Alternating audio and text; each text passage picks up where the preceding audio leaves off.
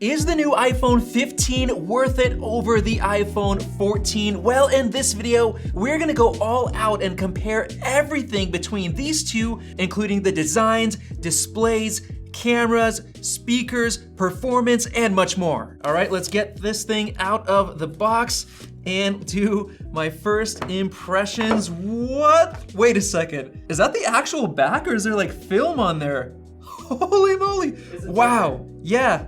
Oh my goodness, that looks so weird. Okay, so this is matte. Finally, it has the matte back glass. Look at how glossy it is on the red iPhone. I hated how much fingerprints get on it, but this thing, finally fingerprint resistant. But the cool thing is, the actual logo and the camera is still glossy, so just like we have on the Pro models, but wow. This is apparently the green model. Very, very subtle colors and ooh. Max, I know you tried the Pro Max, so you know how the new curved design feels. Yeah, it's nice. But geez, the subtle difference of how it no longer like digs and hurts when you dig it into your palm. It's smooth and like super soft.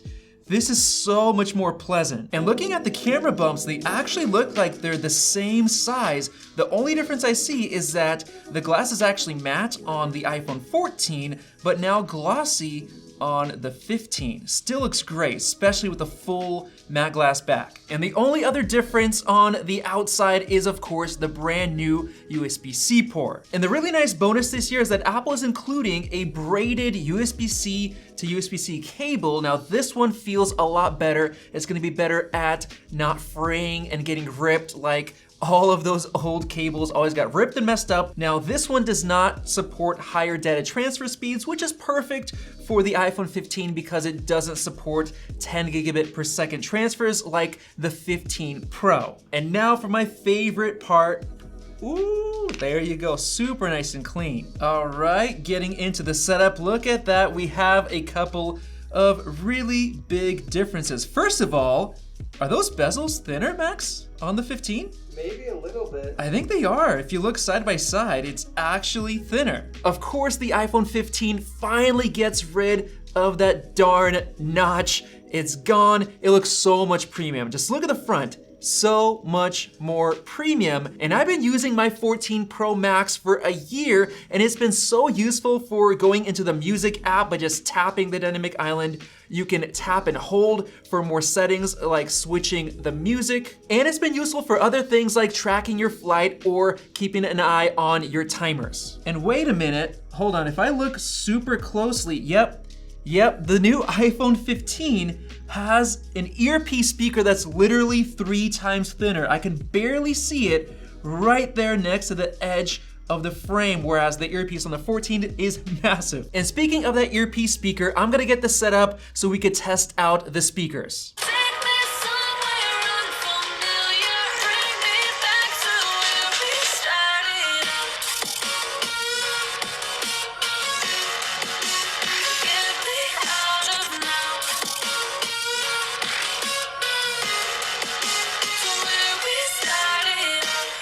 You guys let me know which one you think sounds better down in the comment section below, but to me, they sound basically identical. I played them back a couple of times. I'm hearing zero differences, whereas with the 15 Pro model, it actually did get louder and it sounds better than on the 14 Pro, so it's sad to see no difference here. Now what did change is the display, because this year, the iPhone 15 actually got the same crazy nice and bright display from the iPhone 14 Pro, which means it supports up to 1,000 nits of regular brightness, up to 1,600 for HDR video, and 2,000 when you're outside. All right, guys, we actually just tested this outside. We tested it in HDR, watching some videos, and for some reason, they both kind of look the same in terms of brightness. Technically, the new one should be brighter. Maybe there's some kind of software glitch where it's not letting it go all the way, or maybe YouTube's not making it. I don't know.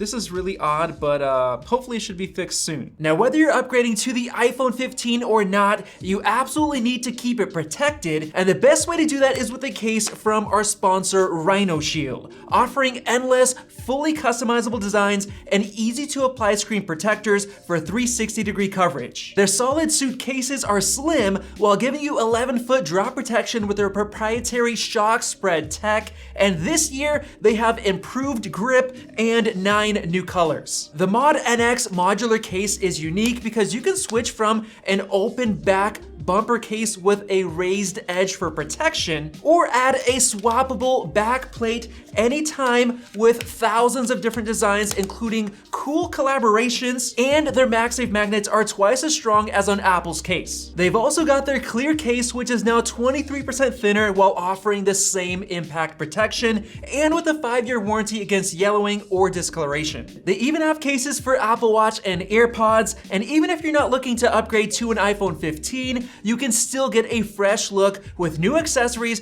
by using my link in the description and code MAXTECH10 to get 10% off today. And now let's get into the performance testing. As you guys know, the new iPhone 15 has the same A16 Bionic chip from last year's iPhone 14 Pro, and of course we have the A15 on the iPhone 14. Now, both of them have the same 6 gigabytes of RAM, only the new 15 Pro has got the upgrade to 8, and you can see the clock speed difference on the A16, 3.45 gigahertz compared to 3.23, which should give us faster single core performance. Let's go ahead and run the CPU benchmark. All right, we got the results, and this is very interesting for a couple of reasons. First of all, we have a 13% improvement in single core and 14.5% in multi-core. And believe it or not, but that's actually a bigger difference than the scores that we got with the brand new A17 Pro chip and the iPhone 15 Pro. That's kind of funny. We had about 10.7% for single core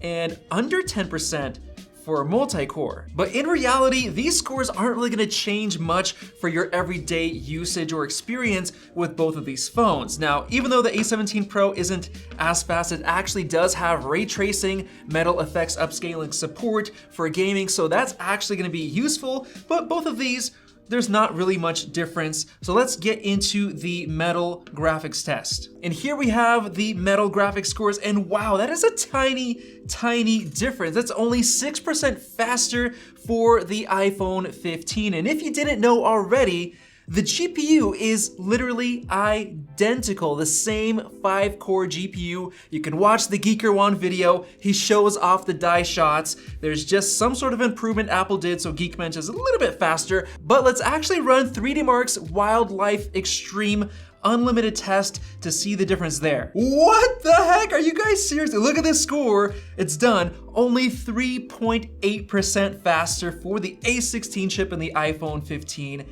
That is absolutely insane. Yeah, it has basically the same GPU. So with this in mind, do not upgrade for that A16 chip. It doesn't matter. Just consider them basically the same and upgrade for other reasons like the cameras. So let's go ahead and get into the camera comparison. The first thing I want to start off with is the selfies. Now, they both have basically the same 12 megapixel sensor, so no differences in actual hardware, but you guys can see that there's this little F logo right there on the iPhone 15 that doesn't show up. Now keep in mind, we have the same software on both iOS 17. If I click this, it switches to a portrait mode photo, which is really cool because it's detecting my face. However, if I take a selfie like this, I can actually go into the edit menu, hit the portrait button, and actually convert the regular photo into a portrait, which you do not have that option on the iPhone 14. And you can even change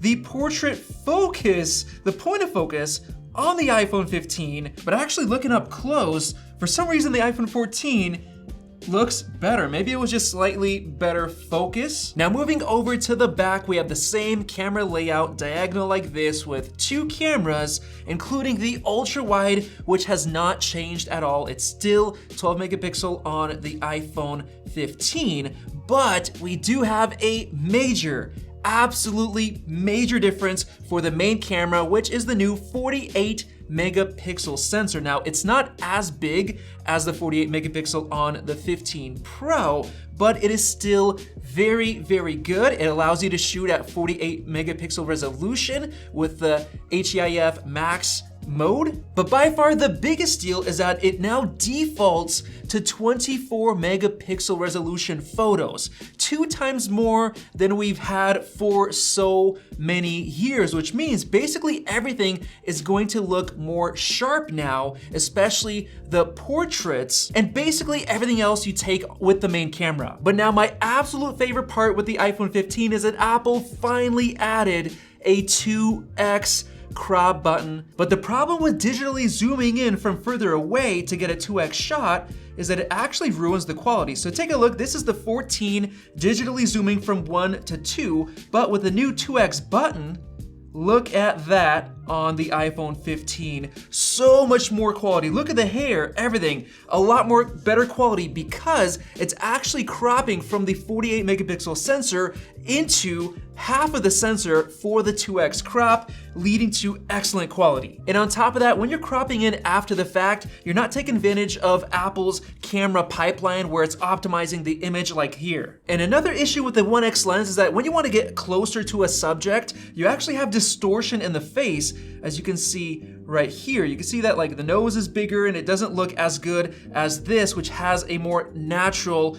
further zoom. And to prove my point, here is one where I got really close to Max's face and you can just see the difference right here. This looks like a really good shot with really nice focal length, whereas this is just inflating the whole front of his face. It just looks bad. So the fact that they have a 2x is a huge deal. Now getting into the actual zoom shots, the previous iPhone 14 can only go up to 5x zoom, which the new one can as well. And you can see a huge quality difference with the iPhone 15, but even better, you can also zoom up to 10x right there. And just to show you guys how big of a deal the new 24 megapixel default camera mode is, you can see I zoomed in on the 12 megapixel of the 14, and here is the 24 megapixel. You get a lot more detail. Look at all those trees and bushes. Tons of detail with 24. But then finally, you can go even further with a 48 megapixel HEIF photo, which takes it to a whole new level of detail.